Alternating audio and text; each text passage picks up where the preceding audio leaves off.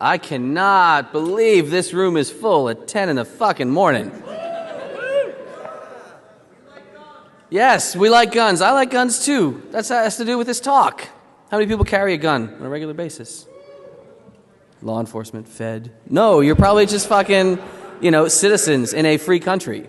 So one big hand for friggin' still having some freedoms in this country.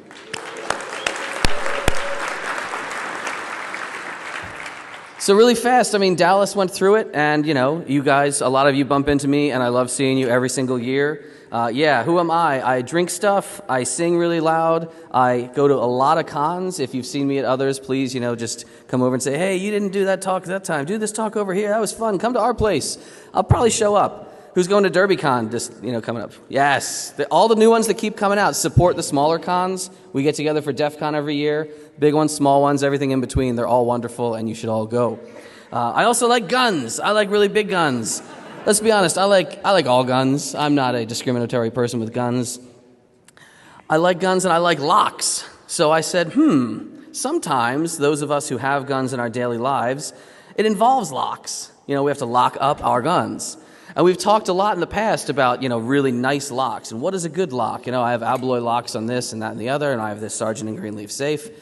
But what about, shitty locks plus guns? Which is, you'd think a bad idea. But a lot of us do involve, really crappy locks in our gun culture in ways that are usually unintended, and that's what this talk is going to try to address. If you've ever, looked through any firearm, brochures about safety and, guns must be stored carefully, they'll tell you in almost every pamphlet, all gun storage devices that you buy, right off the shelf, these are not, safes. These are not security devices. These are to prevent, your toddler from NDing into the fucking carpet when you're not home. These are not to prevent thieves and criminals and even, I would say, curious teenagers. And if you understand that, and if you see why and how a lot of these things are made, with the quality that goes into them, most of these are just shipped out for like $1.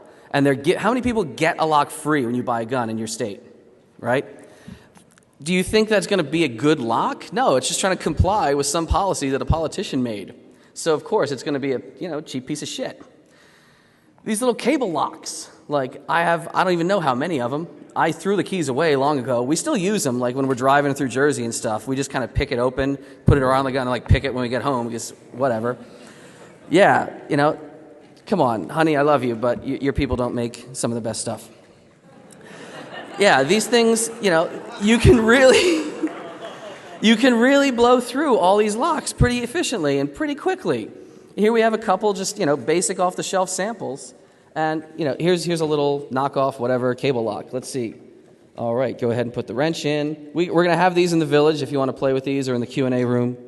And, you got to put your tools in, and okay. Oh, oops, okay, sorry, that's open.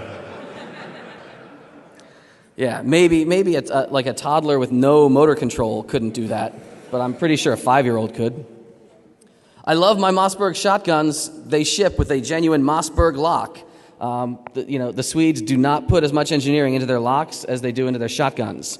This takes a little bit longer. I think this took about 3 seconds to pick. Most of these are first take videos that I just kind of knocked together really wobbly, so pardon the awful camera footage. Say, let's see, can I get it? I don't know. I got to rake it a couple more times. Maybe, no, I don't know if it's not going to open. Maybe it's too strong. No, I don't think that's a problem. That's open. So yeah, these locks, they're fine if you want to just comply with the law. I'm down with complying with most gun laws. But understand their purpose. Understand what these are for. Understand that these are not high security devices by any stretch. Trigger locks, the little I'm going to clamp it on. My very first DEFCON talk was way back, what was it, DEFCON 13. How many people have been coming since 13? How many people have come since before 13? How many people is this your first DEFCON? What do you think so far? Very cool. Yeah, we had one of these on stage, and we had, I think Agent X and Priest verifying that we weren't going to blow anything up on stage. Let me see if we have some footage. Ooh, PowerPoint slowdown. So yeah, one of the first bypass tools, I kind of made my own, stuff. I made out of a piece of long fish tape wire and just made a hook. Almost all of these locks, these little two-sided, clamp it on, snap it in, trigger locks, they are just a little set of teeth. And those teeth have to engage with one side and the other side. Maybe going to play? Well, I'll just keep talking and hopefully it starts playing. Those little teeth just engage with one another on each side with like a spring-loaded mechanism. So one spring-loaded set of teeth, another spring-loaded set of teeth. Come on, you son of a bitch. Let's try it one more time. And if not, fuck it, it's really a boring video. It's just me shoving a giant hook. There we go. Just shoving a giant hook in, finding the spring-loaded teeth, and pulling. I'm pretty sure that somebody put a video online of like a 10-year-old kid doing this. I hope it was a responsible kid. You don't want to just say, here, I'm going to teach you something just for this video, but don't ever do it again.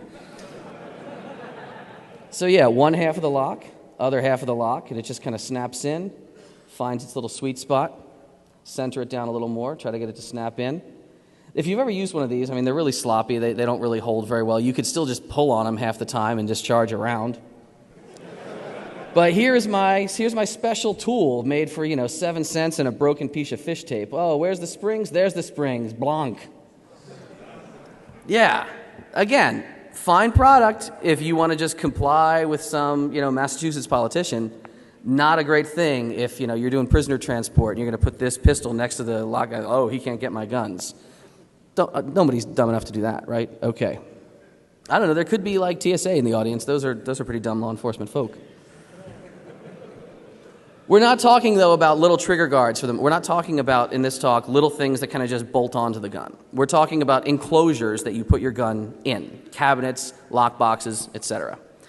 Some cabinets are pretty crappy.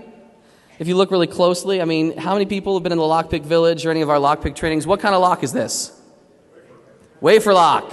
Is a wafer lock a very good lock? No, it is not. It's a filing cabinet lock.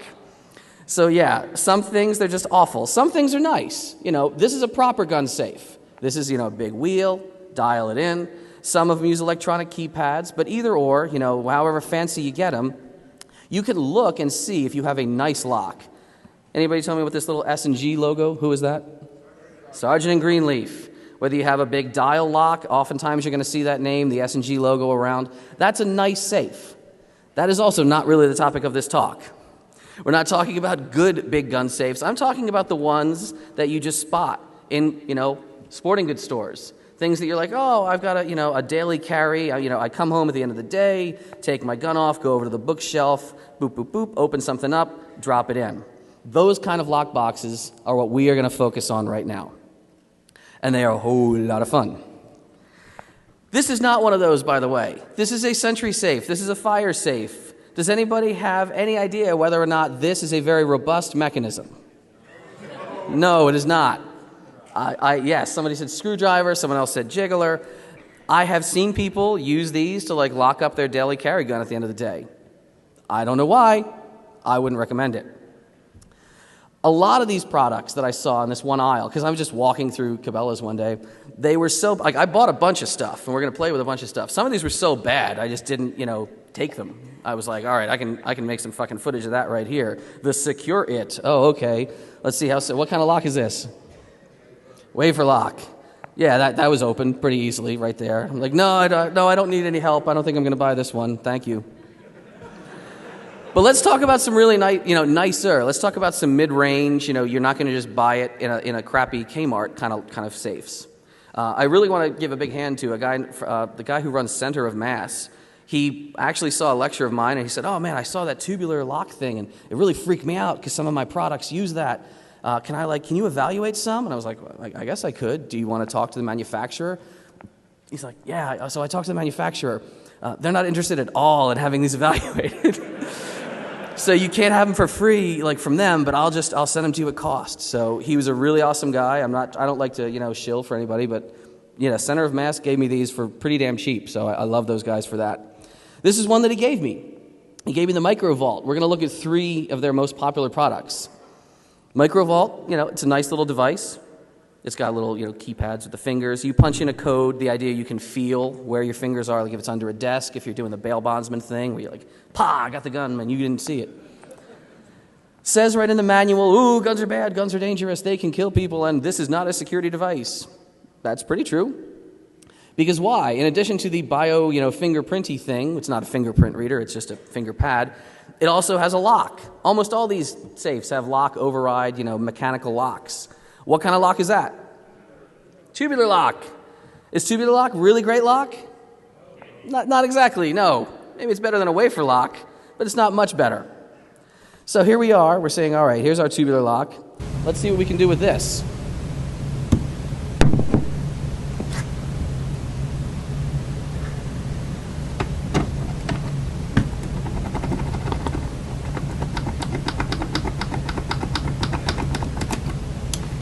Whoops.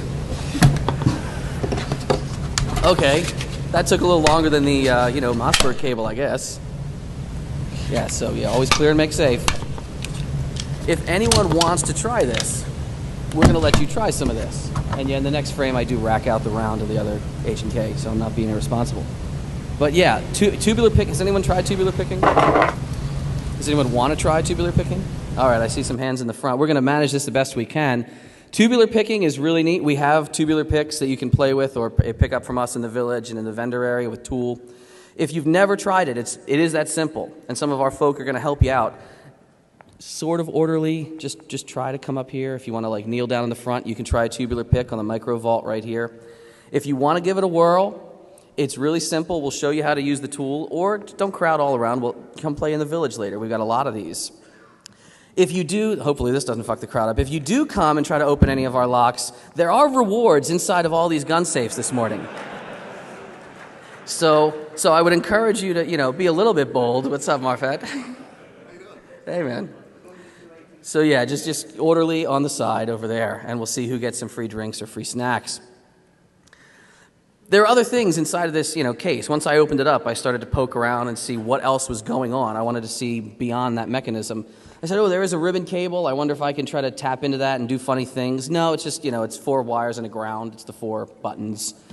The mechanism that actually locks all this up, the electronic, the triggered mechanism, is pretty weak, but I was not able to, bump slam it open. I'll show you some more footage here. It's a little, spring-loaded clip, and the rear piece just has to be pulled down. So here's the actual mechanism. Just there, it's latched. Doesn't want to move. There's a little bar in the back that gets pulled down by the tailpiece, and that releases it. You'll see it from another angle here. So there, now, okay. You can, of course, try to reach in and stick something in, and I tried to find all kind of little crevices and cracks, trying to find a way to slip a tool into it when it's locked, just to hit that override bar in the back. Wasn't really able to do that successfully. I mean, this is, obviously, it's sheet metal. You could bend the fuck out of it. But if you're going to bend it all up, just break it open and take the guns that way. You're not going to easily just covertly stick, let's say, a paper clip in there and trigger that. But can everybody see the tailpiece? It's a pretty simple mechanism, just making that release. So I started trying to say, well, if I can't do that, can I mess with any of the controls? Can I turn off, can I enroll new users? Can I delete the user database and blank it out so it just starts opening? And I tried to reach in and hit those buttons. I tried it with beer can metal. I tried all kind of shims. I wasn't able to do any of that. I just kept crumpling it up. I thought maybe, these little sensors on the side, it detects when it's shut. Because you shouldn't be able to program a safe when it's shut, right? That doesn't make any sense. No, those are just little spring-loaded, there's a cable here, but that's not it. This is a little spring just helping the lid to pop open. So those aren't like reed switches. But even so, I wasn't able to get my shims in. I just bent them all up, and I made a lot of forensic evidence when I tried. So if you have one of these safes and you suddenly get a whole bunch of scratches near one of your buttons, I don't know, maybe I was in your house trying to fuck around and take your 1911. But overall, not a bad safe. The overall design is kind of sound. I like that it relies on something keyable, but it's not. I don't really like biometrics a lot. I think biometrics in the heat of the moment are I don't want to have grime or blood, or I don't know what is going on in my house when I need to grab my guns, but my fingerprints might not be clearly readable. So I like this mechanism. I don't like that it's a tubular lock, but all in all, as you'll see, it's certainly not the worst thing on the market. Let's talk about the worst thing on the market. This is a bio box. This is also available, from a lot of suppliers. It's available in some shops. What kind of lock's on this? Well, yeah, it's a little bio fingerprint reader, but there's also a tubular lock. Do you think it's a good tubular lock?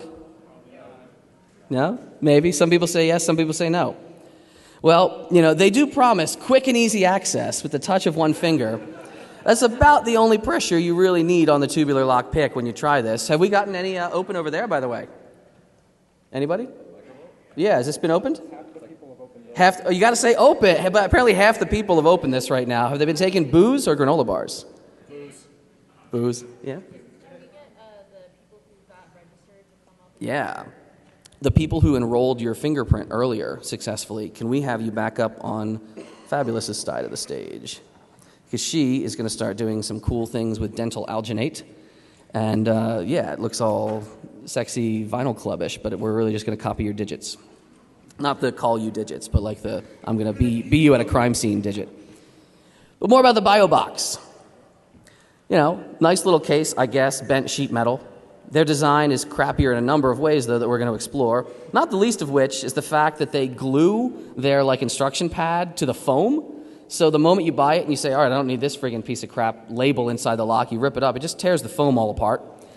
It's just dumb design, but whatever. Maybe the people they think who are going to own it are too dumb to remember the instructions, so that you're not supposed to remove those, I guess. But we have our friend the tubular pick. If you want to give that a try. I don't know if we have the BioBox because it's just that bad.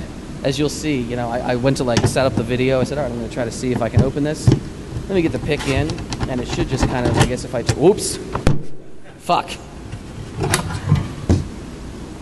So that's open. But in general, that's not half the ways that this product is kind of funny. And of course, you guys know with tubular picking, you copy the key. So you do this once, open, we got another one open. We're running out of booze. Damn, we only have granola bars left.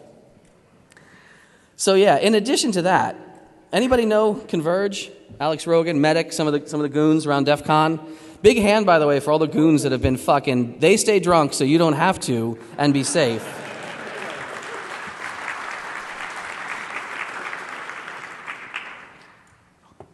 Yeah, so Con and those guys, they were at Alex's house down in Texas around the New Year, and he just gotten a new gun locker. He got in a BioBox.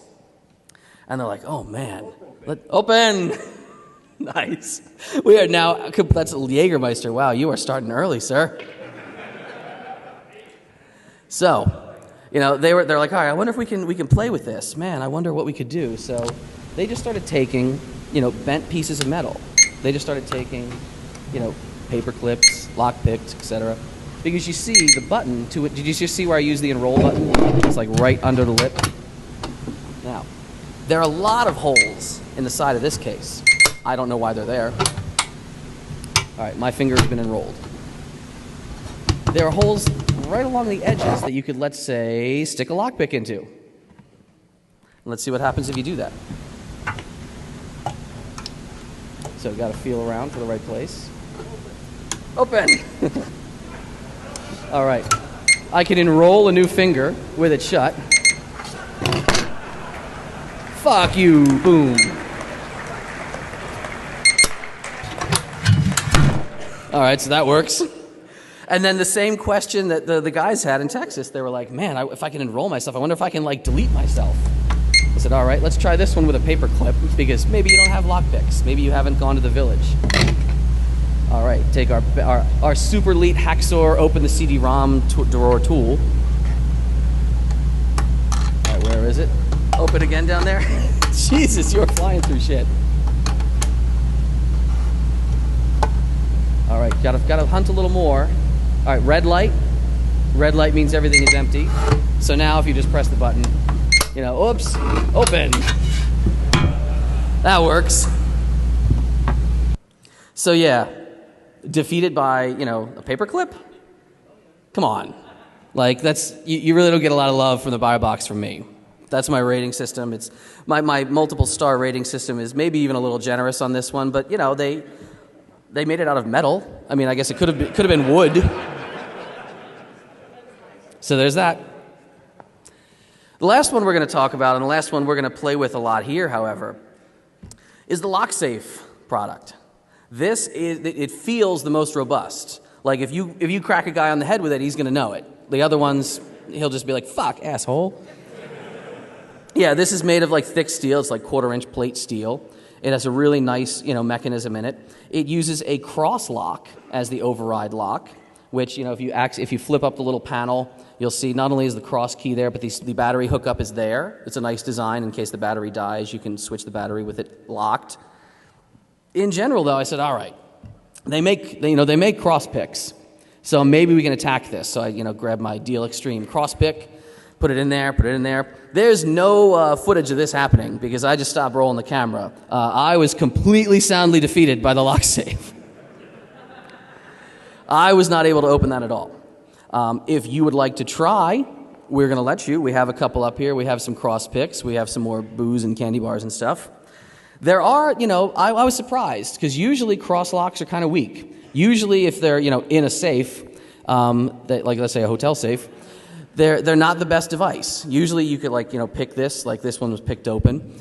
Sometimes you'll see even a cross lock that's made so strangely that it doesn't have a backer plate. It doesn't have a tail plate. And if you flip to the other side inside, you'll see this is a complete hole right through the keyway.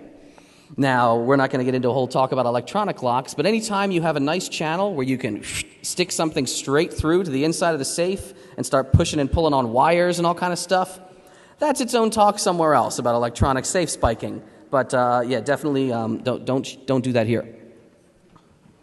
Who else wants to try the picking stuff? You want to come on up again if you want to try using the cross pick. If you've never used a cross pick, we'll try to show you how. But in general, if you can get it open, I'll be really impressed, and I'll give you like 2 whiskey bottles. But since I could not pick the cross lock open, I said, well, is there another way? Well, the only other way to access what's in this safe is what? The fingerprint reader. Fingerprints are a really neat, bio sort of technology that we see incorporated in a lot of computer devices and things like that. But I realized many of you might not know how the fingerprint readers actually work. There are actually 2 types. What can I do for you? Sharpie? Thank you. Yes. Can you fill my water? Thank you. Big hand for, all my friends in Tool who helped me out and who showed up way too early to lug a bunch of safes around the hotel with me. So yeah, fingerprint reading. 2 kinds. There are optical readers that take a whole image of the finger all at once.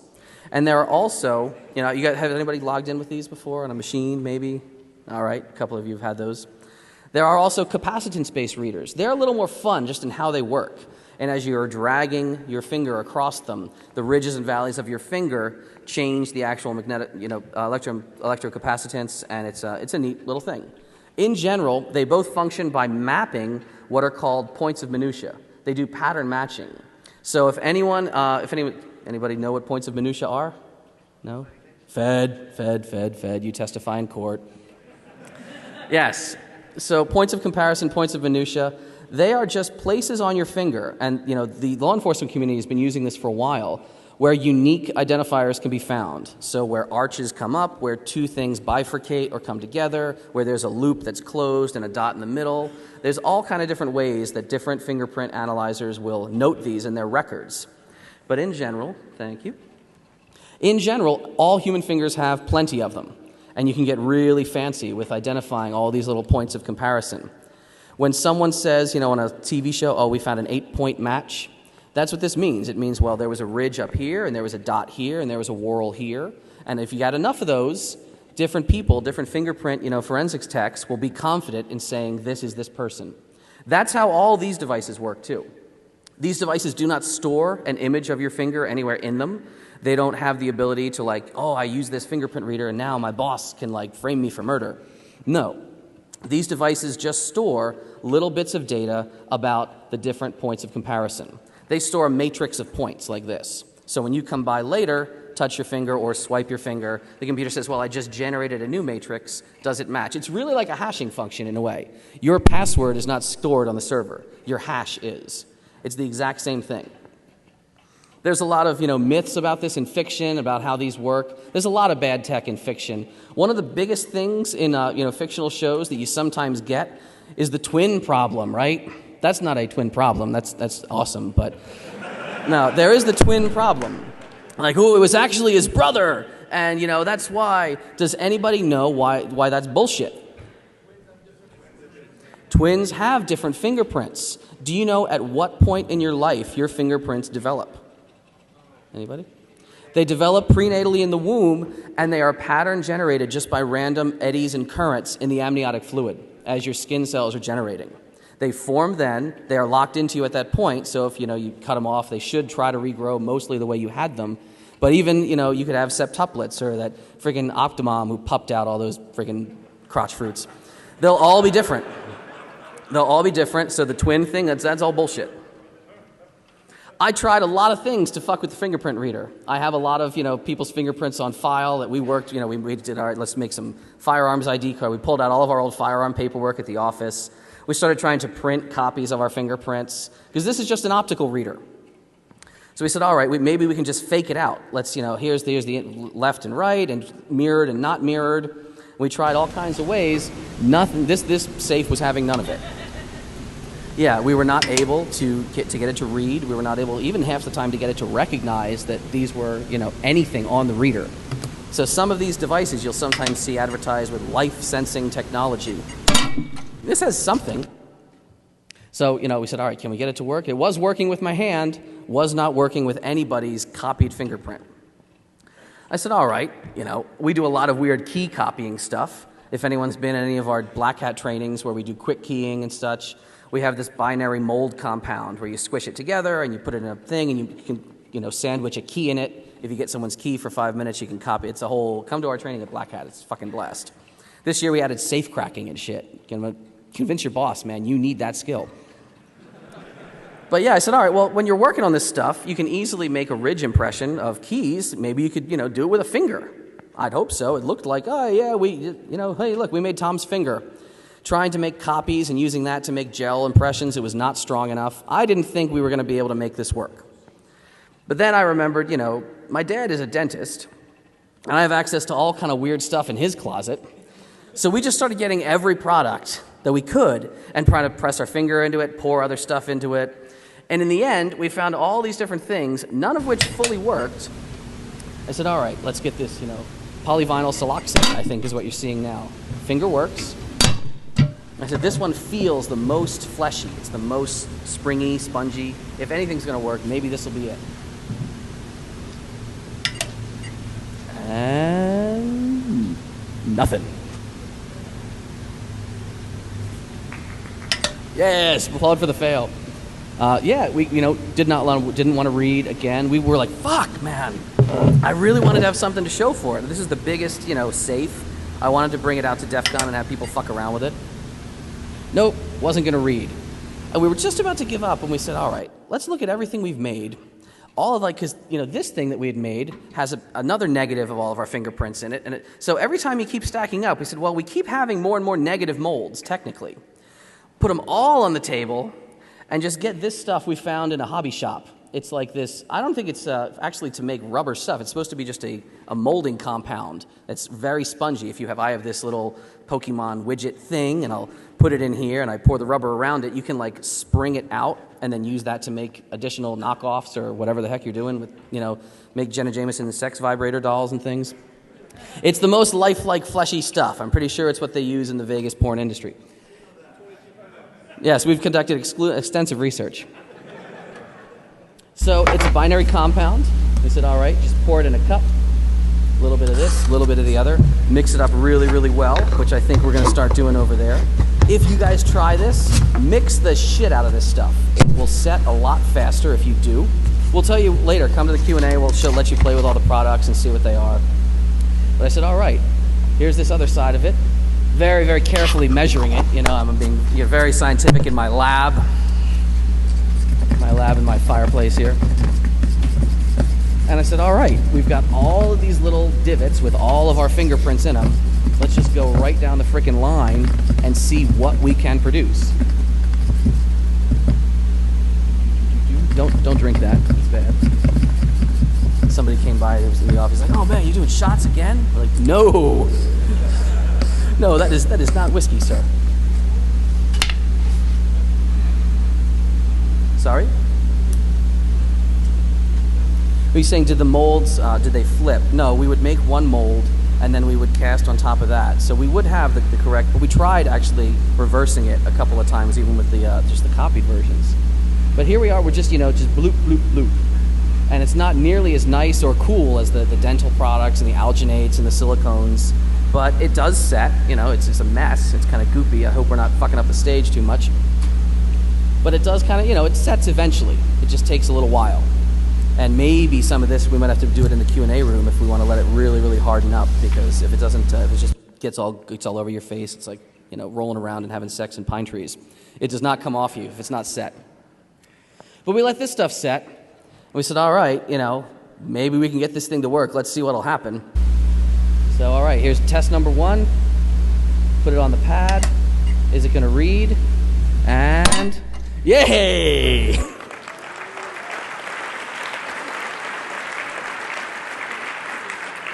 And we were, someone said, well, what was it seeing like through itself? Could it read your finger on the other side of it? I said, no, I don't think so. It's it's a little bit see-through, it's translucent, but just to be sure, we tried somebody else's. Yeah, that was my other little freaking KO. We said, no, let's keep trying it. Let's mix it up. You try my fingerprint with your finger, and we kept getting pretty good results. My favorite result of all was this thing. This was the last one we had poured out of the end of like a long series of cups. Pouring out of cups. Mr. Balloon Hands. No, so, all right, you got this little thing. It was like a little tiny bit of rubber. And if you look at it, I think I even show you, it was full of air bubbles. It really doesn't cure very solid. And it's so wafer thin, I'm like, man, I don't know if we're going to really get like a ridge pattern out of this. I don't know if this is going to work. I said, all right, well, just try it, man. See what you can get. So we had a couple of these little thin guys. Imagine this just being in your pocket at the right moment. You pull it out. You walk up to the, super secure safe. You just kind of stick it on your hand. So Tom's going to go up to the safe and say, all right, I guess I got it here with my fake spy fingerprint. Well, let's see what happens. Do I get to access the firearms? Yay, I can has firearms.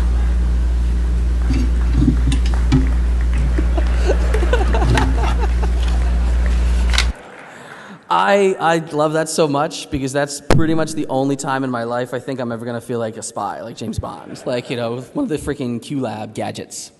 So, in general, LockSafe is a nice product. It doesn't read without a hand on the fingerprint. It does have some sort of this life-sensing technology, which every vendor claims, but no one ever really explains.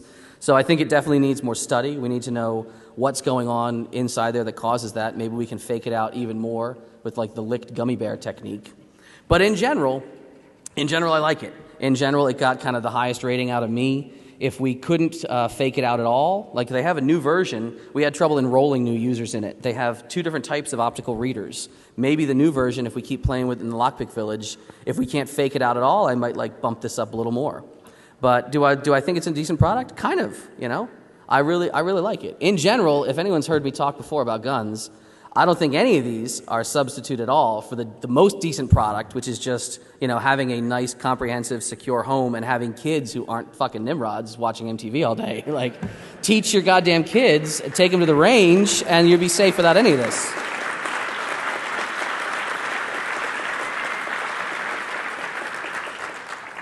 They do have new versions coming out from all these manufacturers. This is, the Gun Vault Bio.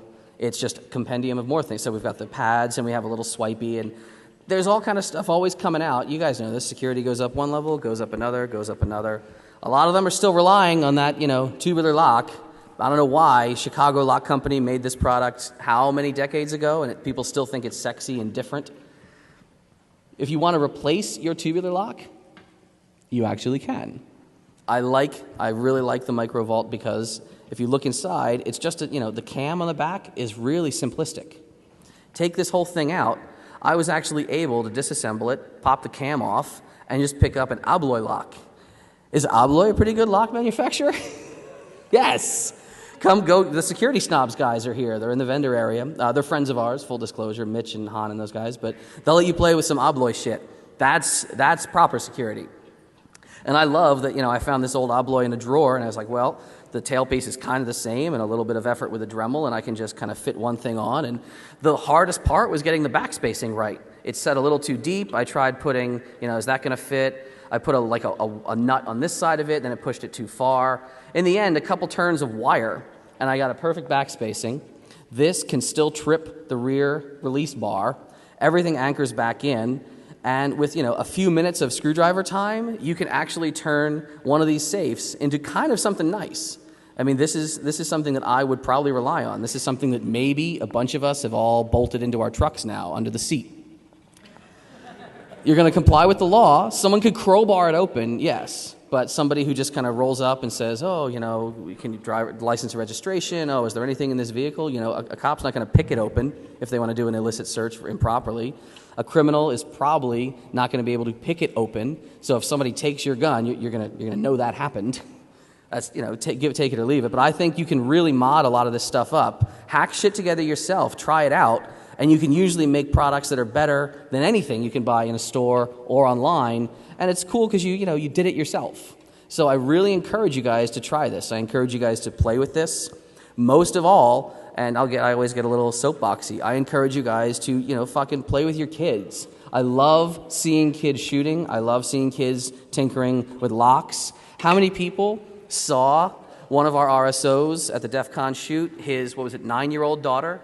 They had matching hip holsters with spare mags and carry pieces, both just walking around like nothing. It wasn't fucking weird. A lot of people didn't even take photos because they're like, whatever, it's just, it's just kids having fun shooting. Do that. Bring your kids to DEF CON. Bring your kids to other cons. Bring your kids to a machine shop. Bring your kids to a gun range. Bring your kids to the Lockpick Village. We'll take pretty good care of them here at this conference. But in general, I like seeing the next generation of hackers raised. I like seeing people learning this when they are young and carrying it through when they're older. Open. Oh my God!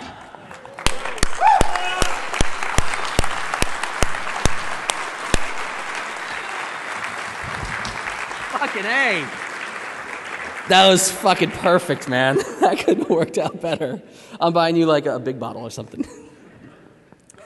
Oh my God. Big hand again. Look at that shit. We didn't even do that ourselves. Damn. Perfect. We can do some questions after this, but in general, after you finish patting that guy on the back, and after we keep thanking all these guys, how they setting? Is it setting up good yet? We're going to do it in the Q&A room.